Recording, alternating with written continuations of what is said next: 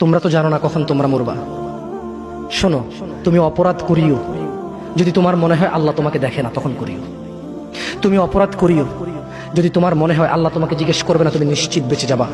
তুমি অপরাধ করিও যদি তোমার মনে হয় যে আল্লাহ তোমার জন্য জাহান্নাম নির্ধারণ করবে, আর তুমি আল্লাহকে বলবা আল্লাহ আপনি বললেই হবে না আমি জাহান্নামে যাব।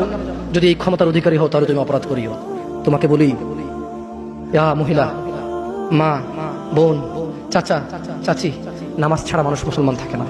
ওয়াল্লাহি আমি বলছি না কোথায় বাঁধবেন, তর্ক পরে। আমি বলছি আপনি নামাজটা স্টার্ট করেন।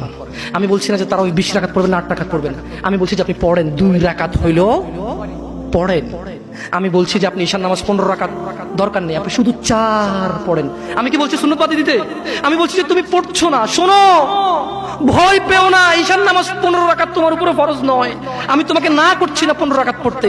আমি বলছি যে তুমি নামাজই পড়ো না, 4 পড়ো। এই 4 রাকাত ঈশা না পড়লে তুমি মুসলিম নও।